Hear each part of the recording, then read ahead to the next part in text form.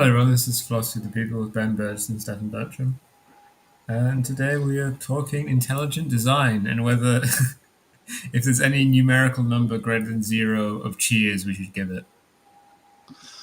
Uh, yeah.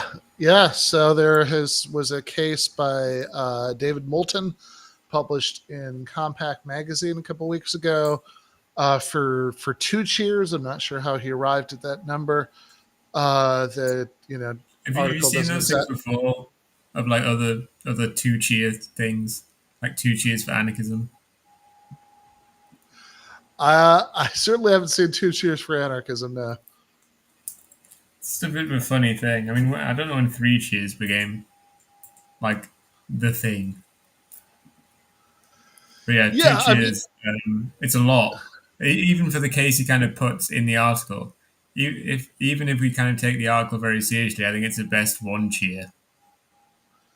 yeah, I tend to agree. I mean, the only thing besides this essay I've ever written that had a number of cheers was 2 years ago. Um, I guess about a year and a half ago, I wrote an article for The Nation about Josh Hawley, um, who was, basically criticizing the Democrats for stopping the rail strike. And the point of the article was sort of like, yeah, he's right, but a little strange that the rest of his views don't reflect this. And Yeah, it's like the why didn't we get to stop the rail strike? the editor, so I was going back and forth with the editor about what to call it, and Don Goodplan, and he was like, okay, about two cheers for Josh Hawley. I was like, no way, man, I'm not doing more than 1.5 cheers for Josh Hawley. That's my maximum number of cheers offer. Okay, so I'm And glad that we have a full schematic of cheer numbering between 0 and 3. yeah. It's a little funny that 3 is somehow just the number that we as a society have landed on for maximum cheers. That it would be unthinkable to say, I don't know, hip hip hip hooray. But yeah, in any case, so David Moulton writing in Compact is revisiting the intelligent design wars of the mid 2000s.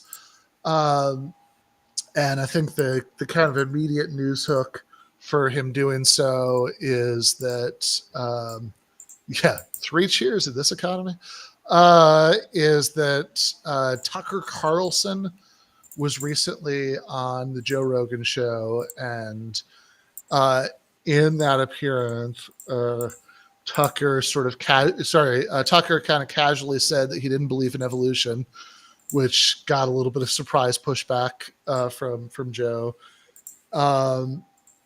And Moulton said, "Oh, this feels like a throwback, right? People used to argue about this all the time." And he talks a bit about, about that version of the culture war, and how specifically it ended up getting fought over Darwinism and intelligent design. And he kind of rehearses some of the classic intelligent design arguments. He interviewed one of the intelligent design advocates at the time for his article, and he basically says it's a little bit confusing, actually. If I do end up having some kind of conversation with Moulton about this, maybe we can clarify this, but it's a little bit confusing what he's actually saying in the article, because he never quite says this is correct, right? The intelligent design is right. He doesn't quite say Yeah, I they're mean, wrong. he's doing PU 555Y shit. I I I have no idea what you just said. Oh, sorry, I got it. Pussy Sorry. shit. Okay, Uh, uh, yeah, I didn't want to say it, but then I said it. But then he got it anyway, so I couldn't have not. I could have not said it. But then But yeah, I mean that's yeah, it, yeah, right? This is a thing that yeah. conservatives will do, or right wing people will do. I guess leftists do it too. Where you're not quite willing to come out with your completely ridiculous views. So you just do this kind of thing where you like throw a load of dirt in the air and then complain that people sneer at your dirt. Yeah. Hold on just a second. I'm going to switch wireless networks, so I might be gone for a moment.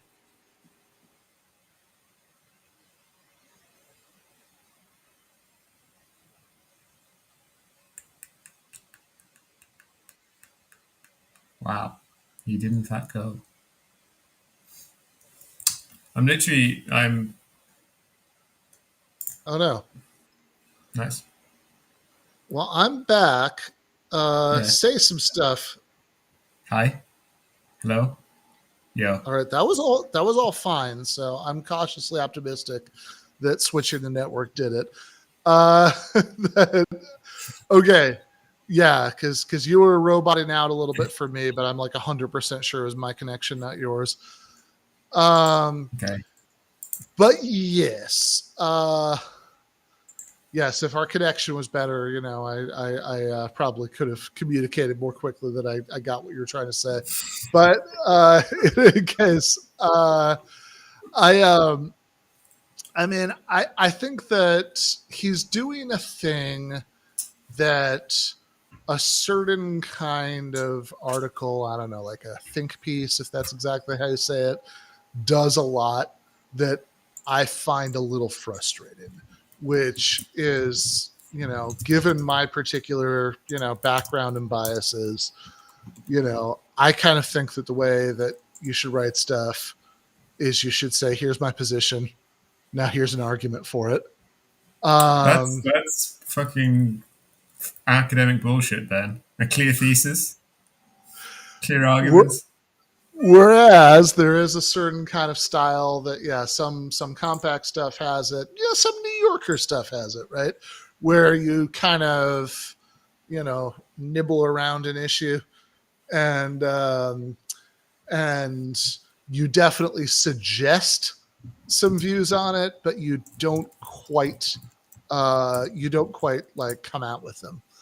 Um, and so, yeah, I don't know if Moulton, like, neither the article nor our subsequent Twitter interactions totally made it clear to me. Oh, Like, I didn't know you got into it. yeah, a little bit, a little bit. Totally made it clear to me whether he actually like accepts the conclusion. Um, like he certainly seems to be at least somewhat sympathetic to it, but it's not. You know, he never quite comes out and says it, right? Like there's I always think of this talk at the University of Miami many years ago where somebody from like a visiting speaker was, I don't know, giving some weird talk about like anthropology and philosophy where they were saying some sort of strange relativist things about like shamanism and like that um and Indigenous practices. and my and my friend Mark in his inimitable style said, okay, but like do you think magic is real or not? Right? Are there wizards, and can we get them in here and make them do shit? Yeah. And you know, it's it's a little bit I did have a little bit of that same feeling here. It's like, yeah, come on, do you actually think that this is correct or not? Because he never quite says. He also never quite says whether it should have been taught in public schools, which is of course what quite a bit of the culture war at the time was about. Um, but all he sort of clearly says is that he thinks that there's like, you know, an interesting argument there, and people were like unfairly canceled a bit too much at the time for saying these things, right? I mean, like that's about the gist of it. And you know, my own view is simpler, right? I mean, the title of the compact article is 2 cheers for intelligent design. Mine is 0 cheers for intelligent design creationism, which, you know, which is to say, like, I just think that it's bullshit. That my view on this is that, to put this in Quinean terms, right? Our best overall theory of the world includes unguided evolution by natural selection, and that if you say, oh no, actually, because there are allegedly these problems for it, and we'll get into it, but there are allegedly these problems, and because of that, you should actually see these problems as evidence for the some sort of divine intervention at some point in the process. And by the way, very tellingly, the intelligent design crowd, at least from everything I ever saw at the time, were extremely vague about how much divine intervention we were talking about, right? Like, Yeah, I mean, I'm going to do my classic thing of kind of pointing out that, like, theologically, why would you try and fight for this? Like, why would God need to do intelligent design if God can exactly foresee every single event and has the yeah, power to make the world however he wants to be? Unless you yeah, think what? it's physically impossible by random chance, well, not random chance, by Uh, physical mechanism for these things to evolve, then why would yeah, God need to partially, intervene? yeah, partially by random chance, partially by selective pressure. Yeah. Yeah, right. I mean, this is not an original analogy to me, but it's one I've always found very helpful.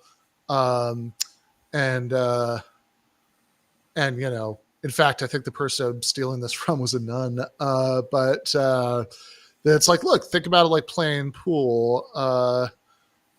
Surely an all-powerful God should be able to sink all the balls in, the initial strike, right? Like, that you shouldn't need to like keep coming back to do divine intervention to get those last couple of balls recalcitrant balls sunk. um and yeah, I think as like a theological objection that seems kind of devastating, but of course, I also just think that this is not a good way of doing scientific inquiry if we're going to take it seriously on those terms. Um, and it, I don't know. I understand that depending on, who your assumed crowd is, this maybe seems like so obvious it's totally uninteresting. It's like, you know, if we're going to come on and do one of these things and be like, I'm pretty sure the Egyptians built those pyramids. I don't think it was UFOs. Uh, Did but you say Joe Rogan did have a like ancient pre-Bronze Age civilization pseudo-archaeological guy debate an actual archaeology guy on his pod? uh, I did see that. Yeah, I have not watched most of it, but I saw some clips of it. Um, that's yeah. I mean, look, for better or worse, right? I mean, that's surely what you're tuning in for. Yeah, yeah, But no, and I watched another video by that guy, and he seemed like a lot of fun. yeah, um, yeah. So but I think this is interesting for a couple reasons. Um, one of which, well, I guess the most important of which is just that I actually think that most people who sort of say, yeah, obviously creationism is nonsense, don't actually know how to make that case. Um, that Yeah, I mean, we've talked about this before, right? That the vast majority of people don't understand evolution. And if you ask people to explain it, like 20% would give you like some kind of Lamarckism. Yeah, no, exactly. Yeah, because I think that to understand exactly what's wrong with this, it helps to understand what the biological orthodoxy is. And since that's what people are trying to defend, and I think probably most people like legitimately just just don't do that, right? I mean, so I mentioned at the beginning of the essay, I can vividly remember in like, I don't know, like 2003 maybe, um, you know, sitting, I was like home from college and I was sitting in my old bedroom watching TV, and there was some kind of bill in the state legislature at the time in Michigan to do equal time for, I don't even remember if at that point they used the phrase intelligent design or not, right? But Right, because to this is like early 2000s rebranding. yeah, exactly, yeah. Um, and so they had like a conservative Christian Republican who was in favor of it, debating on the local TV news this like Democratic legislator who was against it. And I remember just being really struck that the Democrat like so manifestly didn't know what Darwinism was really, right? Like that he kind of knew that, it's what like the smart scientists thought, and that it had something or other to do with things coming about with, in a godless way by some sort of process of gradual change. But I'm like 90% sure that that was like the limit of what he understood about it. Right. So, you mentioned like Lamarckianism, which, which says that, you have like inheritance of acquired traits, between generations. And yeah, I think like the difference, actually, that was an old joke in The Simpsons, that some irate, I don't know, Ned Flanders probably, leads a group of parents into the school to demand that they teach alternatives to Darwinian evolution. And Principal Skinner says, "Oh, you mean like Lamarckian evolution?" Uh, but yeah, I think like probably most people who sort of vaguely accept Darwinism in the same way that like they vaguely accept the special theory of relativity or whatever, right? That they kind of know that that's that's like the scientific consensus, couldn't really explain it to save their lives. Which is a shame because it's interesting, and I actually think this is all stuff that, like, there are details that that where biological expertise is obviously going to be relevant, and all I can really do is say it's like, well, I don't know, people who seem to know what they're talking about, seem to think that, but like, but I mean, it does definitely show that how few people can understand evolution. That regardless of whether intelligent design is taught in school, it doesn't really seem like evolution is. yeah, not in any particularly meaningful way. Yeah, yeah, exactly, right. That I I think that yeah, like this is stuff that there's absolutely no reason that everybody shouldn't come out of like a well-taught 8th grade biology class basically getting. Um, and like the sort of the sort of basic mechanics of Darwinian evolution are something that like any layman should be able to get no problem, even if there are details, of course, that involve more expertise. And I think that the sort of basic outline of why the intelligent design argument is silly should also, again, I think be kind of accessible to any layman, right? So, like on the most basic ground level, right? So, um, you know,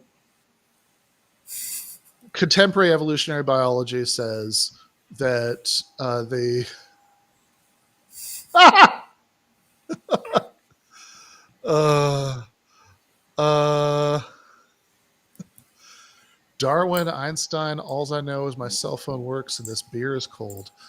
My uncle, who was not well taught in biology class. Yeah, fair enough. Um, yeah, like so the basic mechanism does indeed involve an element of randomness. but it also involves significant non-random elements. So I used to do this thing like when, I don't know, late 2000s, I would teach intro to philosophy classes at Miami-Dade College, and we, we're going over the arguments for the existence of God, and I would talk about William Paley, who famously, his book Natural Theology at the beginning of the 19th century has this example about finding a watch at the beach. And you could conclude that over the course of the millennia, the random movements of the water and the sand, wearing away at some rock, miraculously formed it into the exact shape of a working pocket watch that actually tells time. Or you could say that a watchmaker made it. And of those two, the second one is far and away a better explanation. And so, by analogy, in the absence of a great deal of evidence for the strange, but in the end true formal proposition. yeah, I mean, look, in the literally in the watch example, it's a better explanation that was made by a watchmaker. And Paley's, and Paley's analogy is like, look around at nature, that you have this self-contained system that's far more intricate and elaborate than the gears that you'll find if you open up the watch. That you have animals that have oxygen around them that they can breathe and doesn't poison them, and they have other plants and animals that they can eat, and the animals they eat have other plants and animals they can eat, and the eyes work, right? The eye is You've seen those gifs of like crazy intricate stuff that goes on like millions of times a day in your body. Like there's this one of like this little thing in your body crawling along some kind of line to deliver like power or whatever energy to some other cell, and it's like it's crazy that that just keeps happening and I don't just die. Totally, right? So it's like, yeah, this is incredibly complicated, incredibly intricate, and and harmonious, right? Like, and if the two explanations that you can think of is that this all just happened to randomly come together this way, right? Like then, or like a sort of popular intelligent design wars era update on Paley, or maybe a little bit earlier than that, but late 20th century kind of creationist analogy was, imagine a tornado blowing through a junkyard, and it resulting in a working Boeing 747. That just that's would not happen, right? So yeah, it's, if the two explanations you can think of are either the equivalent of the erosion created the watch, or the tornado blowing through the junkyard created the Boeing 747, or that there is a supernatural designer, you can definitely see the appeal of option number two. But then I would say, trying to gently guide people, of course, since the mid 19th century, we have had an option number three to explain the way the natural world is. What would that be? And it used to depress the shit out of me that like there'd be like 5 seconds of silence, and somebody would be like, evolution. I'm like, yeah, very good, right? Evolution. Well, fill out this phrase for me. Evolution by, what's the rest of that? And then people would struggle with it. They'd be like, come on, guys, right? You like, this is your biology teachers in high school did you a horrible disservice. But yeah, it's that natural selection. In other words, mutation creates genetic variation, and then selective pressure, i.e., what the condition, what kinds of traits, and there's like a little bit of a complicated discussion to be had in terms of biology and philosophy of biology about what the unit of selection is, right? Or the Right. you know, but like so like that and a lot of people now would say it's really the thing being selected for the actual genes, right? But the sort of classic thing to say is that it's sort of general traits are being selected for, but On the Thought Paper survey, it's 43.55% for genes and to 43.11 for organisms. okay, yeah. A perfect unconsensus among philosophers, at least. Yeah. Like, but however you think of it, right?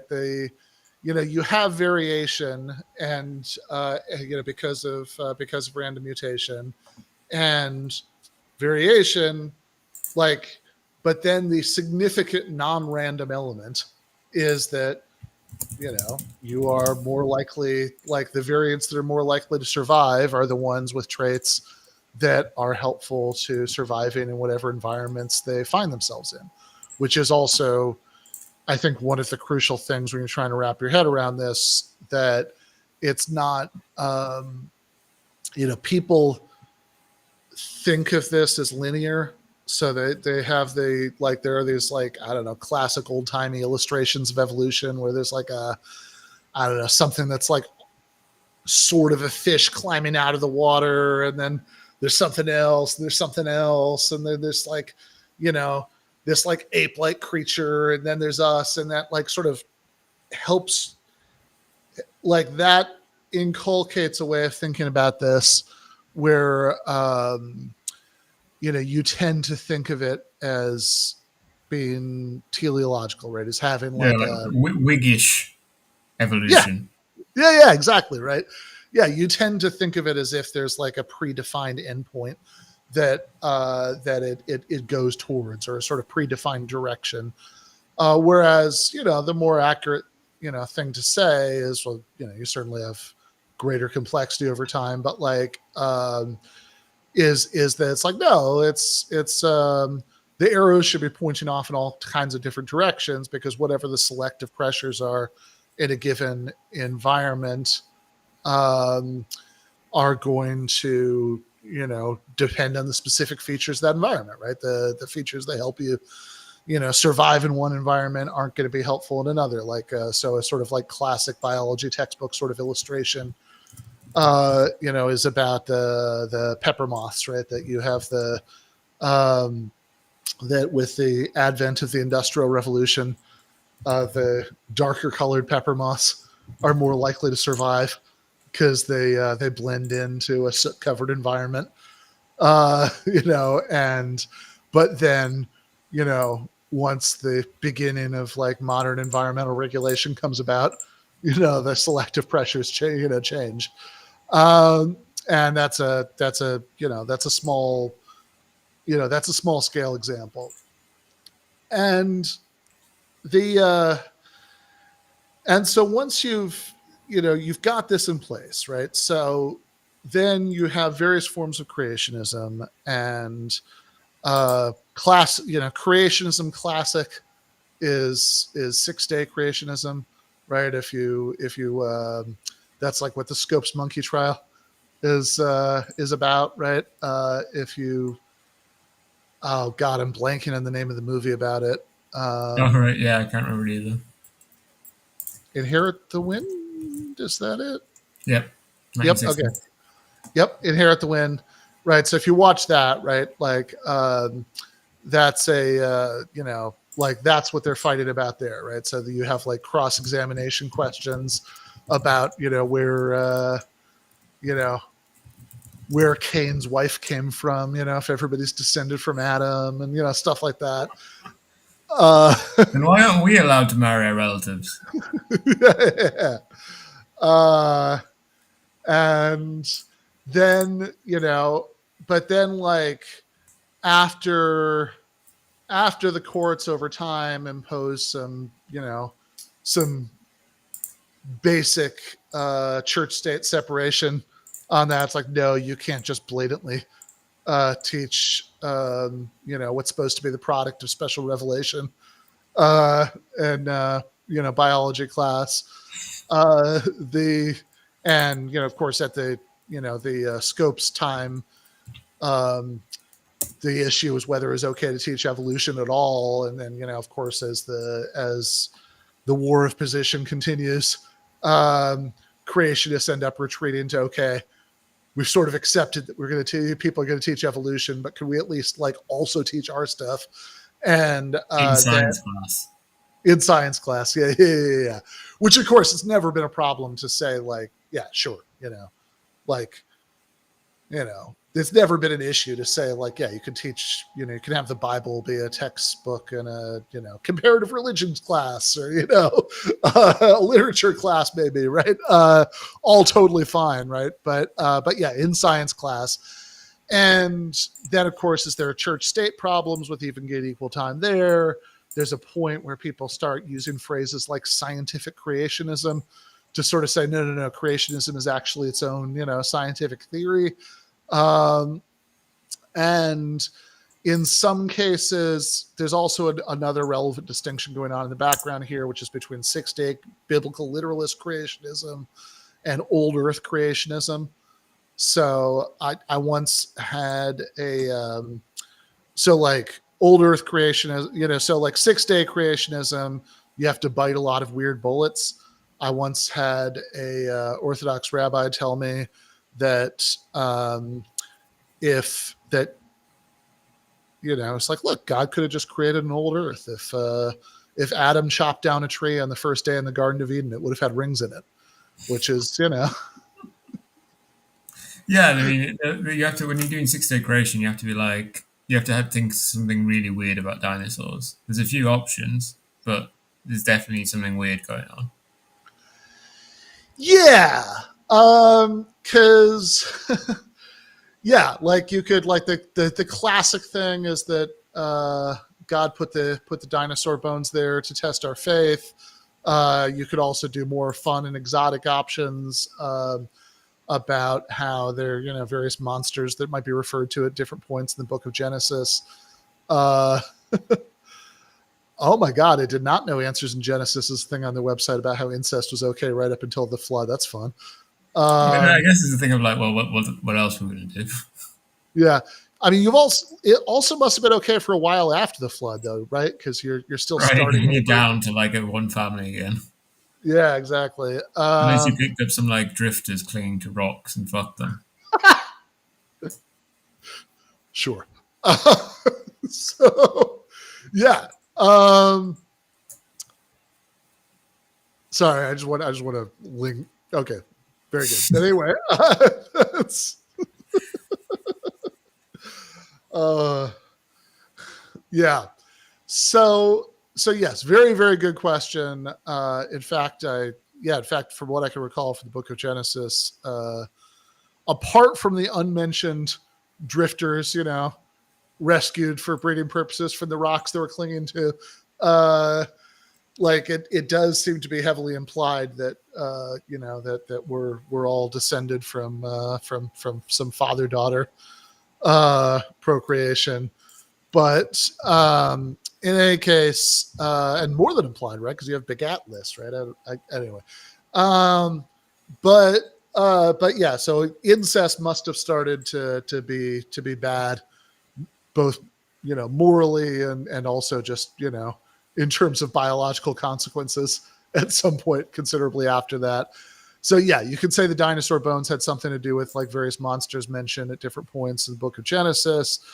Although you pretty much have to reject carbon dating to make that work. Yes, God intervened to prevent the recessive genes from producing birth defects. Confusing. Um, yeah. So, but then you have old Earth creationism, where you say, well, maybe when Genesis says day, that doesn't mean what we mean by days, right? Maybe you can have like billion year days or something. So maybe God does these things in stages. and you still and so you can, like, you don't have to be a carbon dating denier. You maybe don't even have to be a dinosaur denier. I think this is the kind of creations that leads to people saying a lot of things like, well, microevolution is okay, right? Like the pepper moths, or, again, you can actually pretty easy to, like, to simulate like small scale evolution going on in a laboratory setting. Right, because you obviously have the problem of like, why does selective breeding work? Why can't those conditions reappear in a less kind of direct form in the natural environment? Yeah, exactly. Right. So you have people be like, okay, microevolution is fine, but I don't believe in macro evolution. Right. So yes, sure, you could have little biological changes that are explained by mutation and selection, but the big ones you couldn't have gotten, human beings that way. And then, there's also a third option here, which is like guided evolution, where you sort of say, you say, okay, well, maybe the evolutionary story is pretty much right, but at crucial moments, you have divine intervention to make it all work. And the intelligent design crowd, at least as far as I could ever tell at the time, mostly sounded like they were saying the third thing. Although I also think that as a branding exercise, it was meant to be pretty ecumenical, right? Like that, like, it's like, oh, our theory is that something or other involving an intelligent designer happened, right? So, yeah, The theory of the gaps.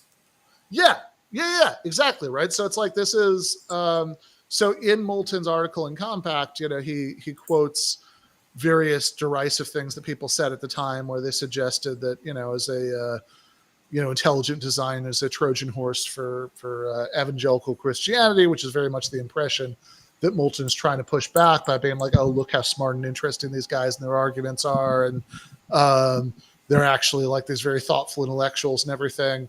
But also, like, look, there is definitely more than nothing to the Trojan horse for like evangelical Christian culture war view. There's something called the Wedge document from 1998 that was leaked later, where they say that so the Discovery. This is from the Discovery Institute, which was the big think tank pushing intelligent design. That they say the proposition that human beings are created in the image of God is one of the bedrock principles on which Western civilization was built. Its influence can be detected in most, if not all, of the West's greatest achievements, including representative democracy, human rights, free enterprise, and progress in the arts and sciences. Yet a little over a century ago, this cardinal idea came under wholesale attack by intellectuals drawing on the discoveries of modern science, blah, blah, blah. The cultural consequences of this triumph of materialism were devastating. The Discovery, blah, blah, blah. The Discovery Institute's Center for the Renewal of Science and Culture seeks nothing less than the overthrow of materialism and its cultural legacies. And they explain how intelligent design can be helpful for that. This is not a document originally meant for public consumption. I mean, that's a really funny line, because that's now what the right says about the left, right? They want to overthrow materialism. Yeah. If possible, I'd like to get through 1 week of this where nobody's arguing about trans stuff in the chat. So I'll try to avoid going down the road of the specific things they say. I don't know if you missed it, but it already happened, so don't worry. Oh, it already happened? Okay. It already happened, yeah. Never mind. But yes, that's like a big, right-wing line now. So yeah, there is a little bit of a funny reversal there, but yeah, but yeah, I mean, they describe it as they use the phrase 5-year strategic plan, and Oh yeah. I can't believe we found the actual secret plan to overthrow the West and materialism. Yeah. Here's a line: if we view the predominant materialistic science as a giant tree, Our strategy is intended as a wedge that, while relatively small, could split the trunk when applied at its weakest points. So it's like, yeah, look, I think the idea that in fact there was a sort of evangelical culture war agenda here does seem to be like verifiably true, but it is also a little bit of a separate question from whether the sort of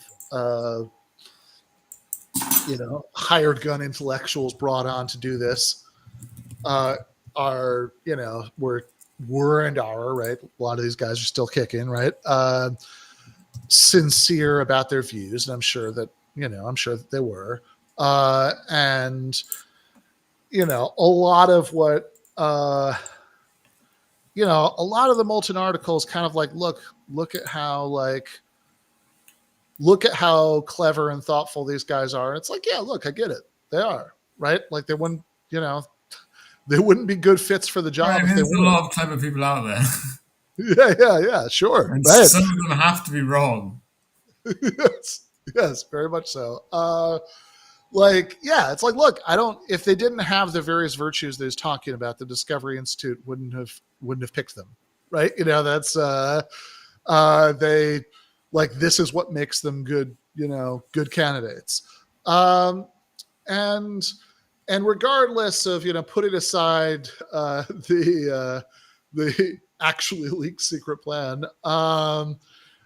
just look, take these guys on their own terms, right? Because it's like, look, it's possible that if they're being promoted by people who had an agenda, sure, that's consistent with them being right. So let's see, are they in fact right? And I think that they're wrong. So I think we can kind of see, like, I don't think the arguments that they presented, the Moulton mentions as essay, actually make very much sense. So there are two big arguments that he mentions. One is irreducible complexity, and the other is specified complexity. And the idea of irreducible complexity is that there are various things that we find that we find in nature that are sort of crucial to get the evolutionary process, to have it land where it needs to. That could, like, are irreducibly complex in the sense that they couldn't have evolved step by step in the way that they would need to by a process of natural selection from simpler things. So the idea is that the bacterial flagellum is like the classical example for Michael Behe, who is like probably the main advocate of the irreducible complexity argument. That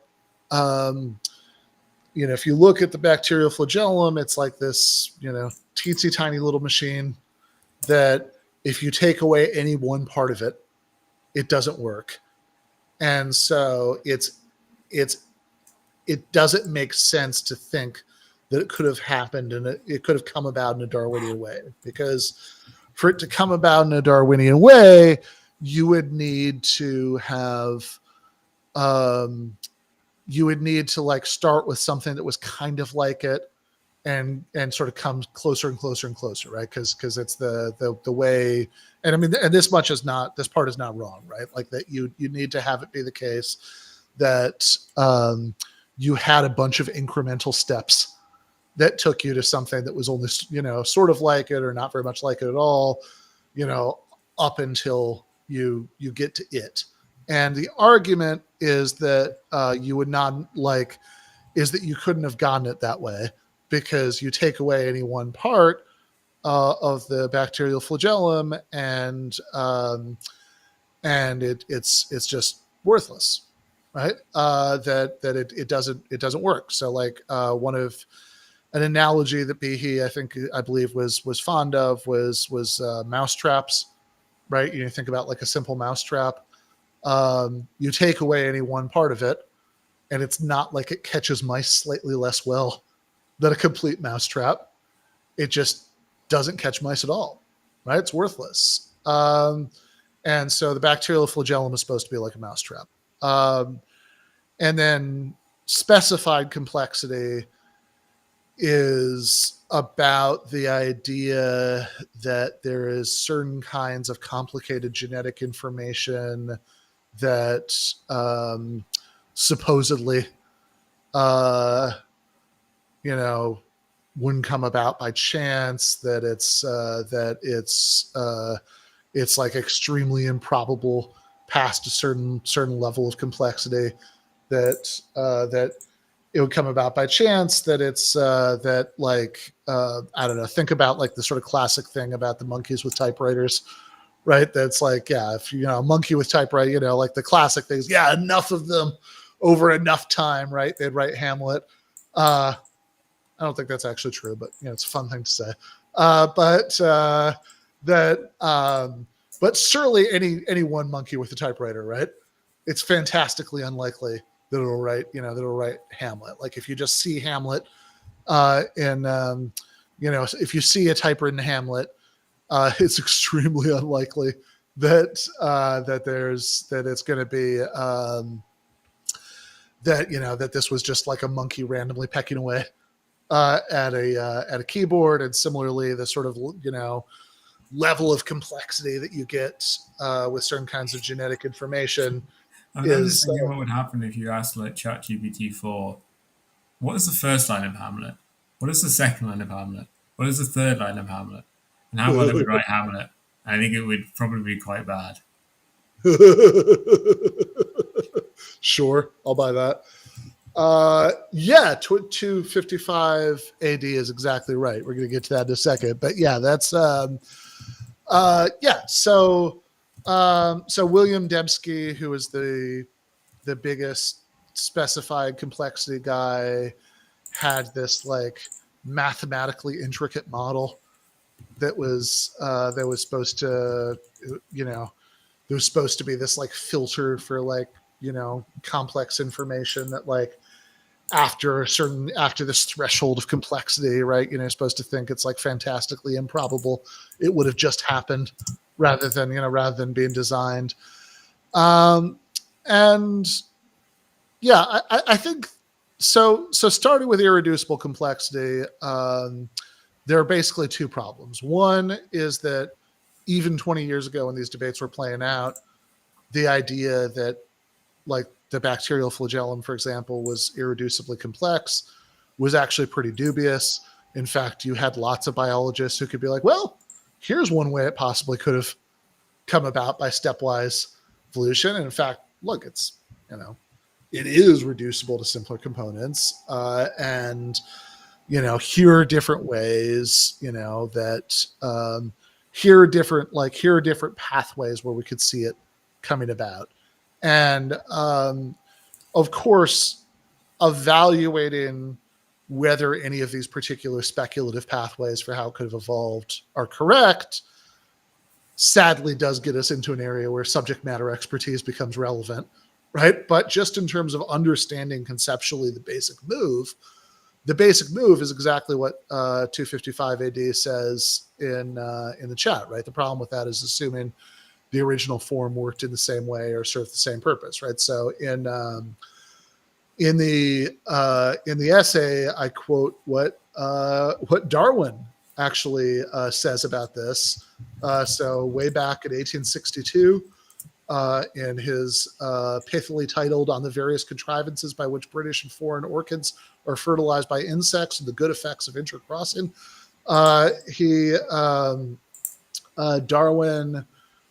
Darwin actually addresses basically irreducible complexity concerns, not about bacterial flagellum. He's not talking about that, right? But like that various things in nature that people might think, oh, wait a second, there's no way this could have arisen from simpler things, because you take away any one piece of it and it doesn't work anymore.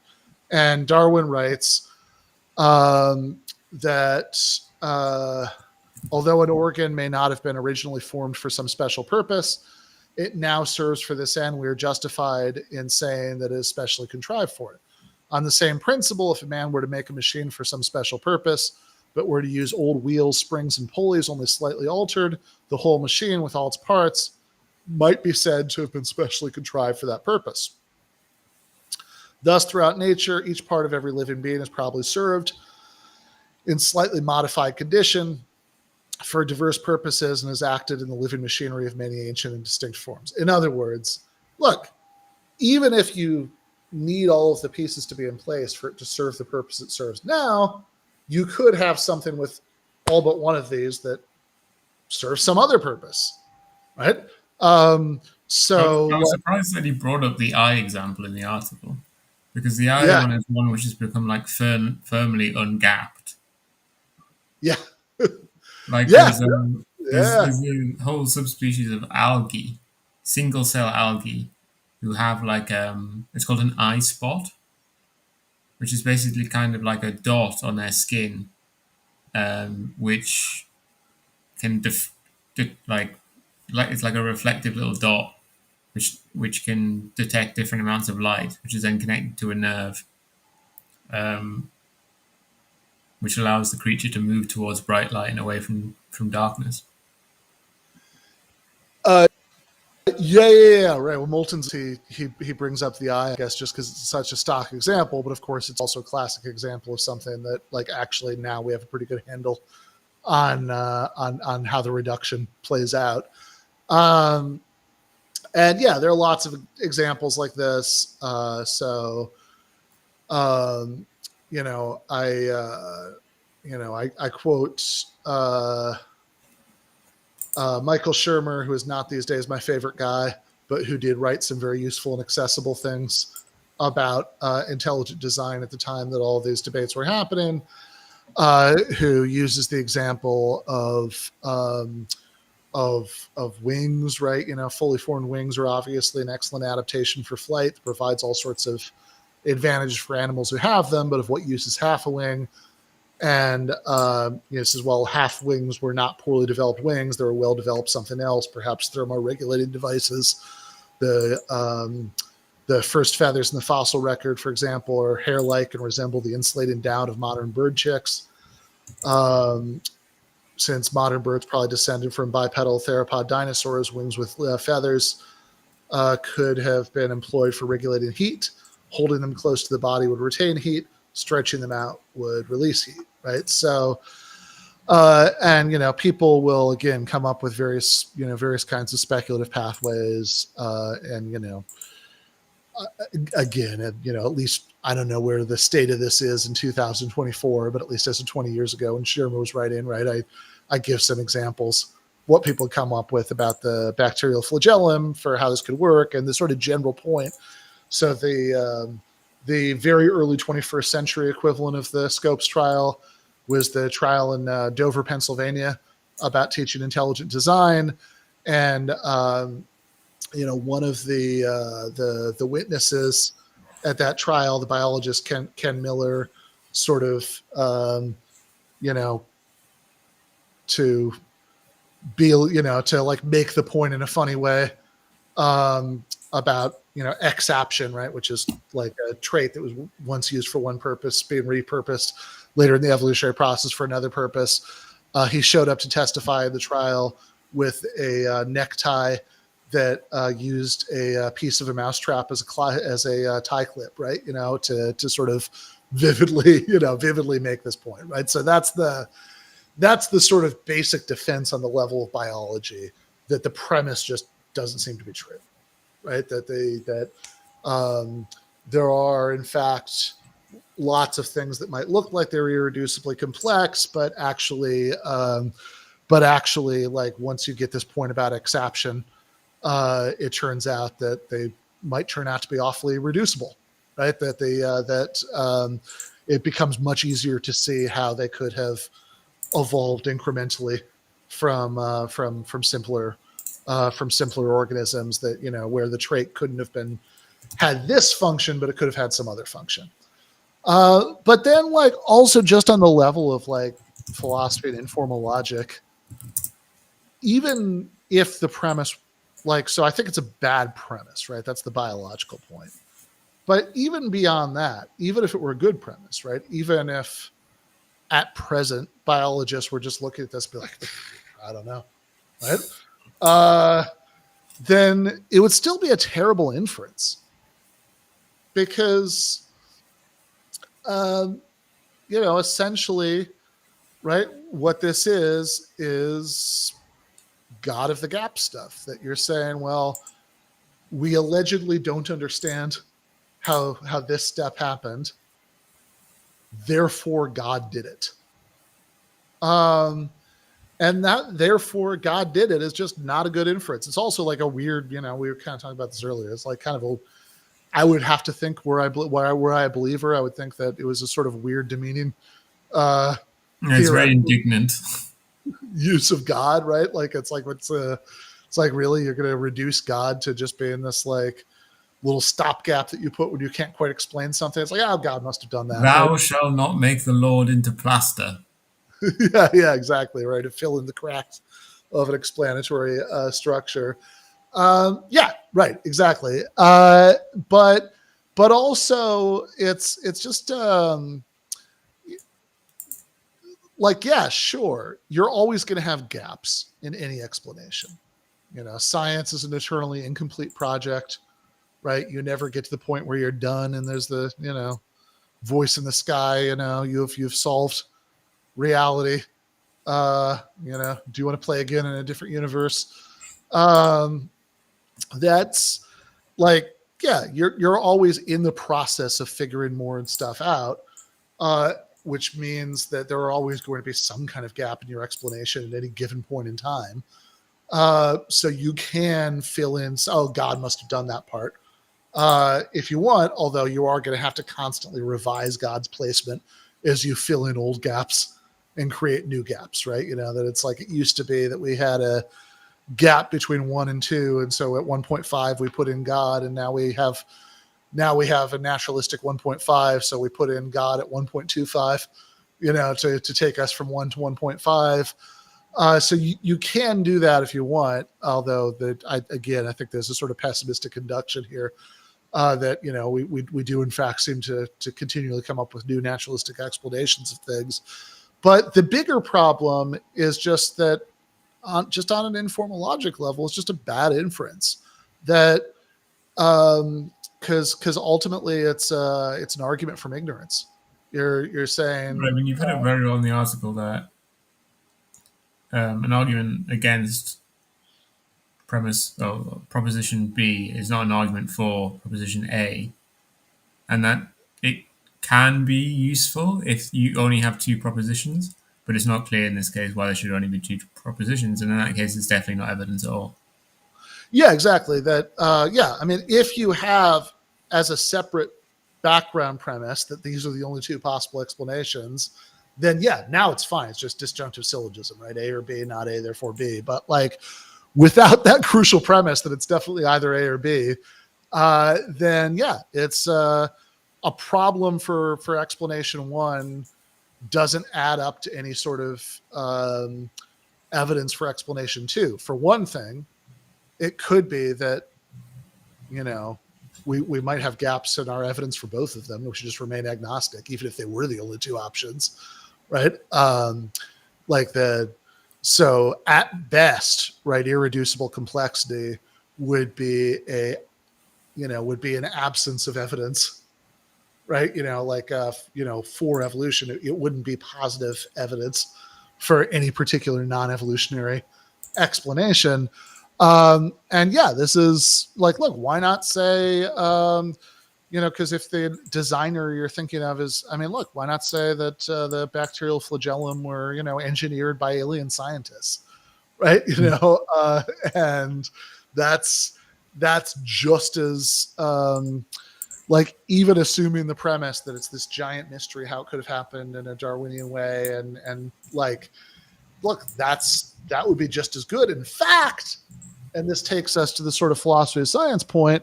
Yeah, look, actually, that would be better, because as a matter of fact, the evidence for the alien scientist theory is non-existent, and it's very, very far from being the best explanation. But at least in principle, I could imagine a epistemic situation where we could acquire good evidence for the alien science, scientist explanation, right? That like the ancient aliens could have left traces that we could discover, right? We could find fossilized bits of their spaceships. We could figure out, reverse engineer, figure out where they came from, right? All sorts of avenues for future research could, in principle, be opened up by this. Whereas God did it isn't really like that. God did it is just kind of an explanatory brick wall that you're slamming into. Yeah, Um, it's interesting because it seems again one of those cases like with the problem of evil, where the omnipotent, all loving, all knowing God is kind of the worst possible kind of example here, because with an all powerful God, there's no need for him to ever leave, ashes behind. There's no need for him to ever leave anything behind when he intervenes in this way. And if there is anything left behind, which would indicate that there was some sharp intervention here, this would probably be actually evidence against the all powerful, etc., God doing this, as opposed to, the alien scientist having done it. yeah, right, exactly. So I mean, like if the alien scientist had done it, right, again, I mean, I'm not necessarily going to do so. The sort of the easy way out here is just to be a Popperian about the philosophy of science and to say that the sort of line between science and pseudoscience is drawn at whether theories are refutable. And I think the more you dig into that, the more it sadly is a bit more complicated than that. And that probably Yeah, I doesn't mean, especially entirely. with evolution. Like, Yeah. obviously, we can see how we might end up not believing in evolution, but it's hard to see how any particular fact could refute it. Yeah, right. I mean, evolution is exactly the sort of Like, example that there's I think. no experiment you could do which would refute evolution. Yeah, I mean, which is funny. I guess Michael Behe thinks there is, right? That's like that the discovery of this thing about the bacterial flagellum, Yeah, does. But yeah. yeah, I think like thinking about it more seriously, you should like. I think thinking about it like evolution is exactly the kind of example that um, uh, is exactly the kind of example that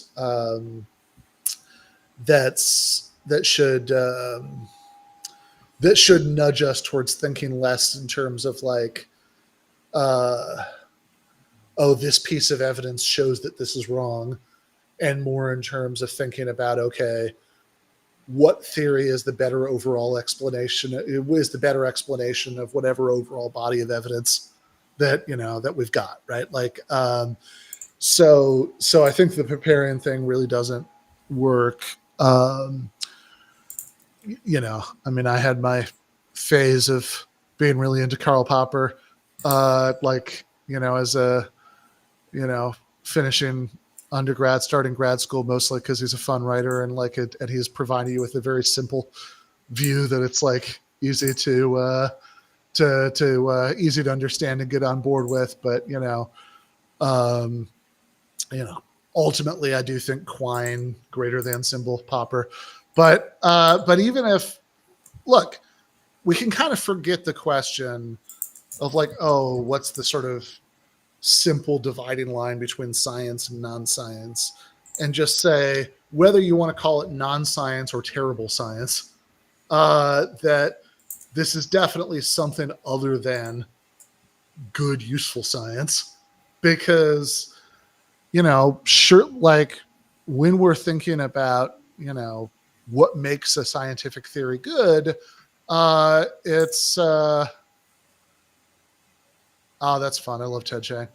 Um, it's yeah, where it's like, yeah, so you want to have like a there's like a be a very simple explanation of the existing evidence, but you also want to open up like fruitful lines of future research, whereas this just doesn't, right? I mean, this is again, it's just like slamming into an explanatory wall, because by the nature of the hypothesis, right, there just isn't going to be further evidence, right? That the like it's not like, oh, well, now our next, okay, so we figured out that God did it, and then we'll figure out exactly how he did it, and then we'll learn all this stuff about how God works.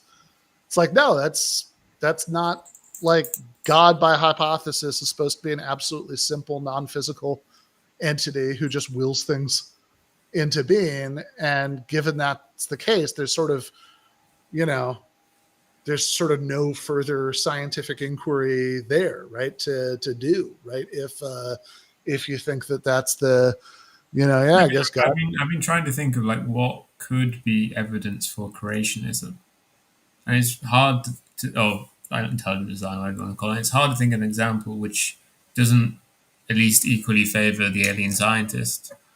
And the only thing I can think of is like if we found some like sharp movements in species which were in some sense physically impossible. Yeah, right. But then the question is like, again, to go back to the thing that we said nearly at the beginning, like why is like God made physics? Why is he doing this?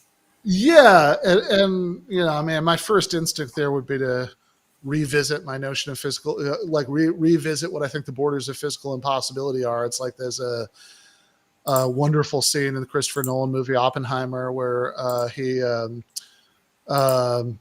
like on a chalkboard, he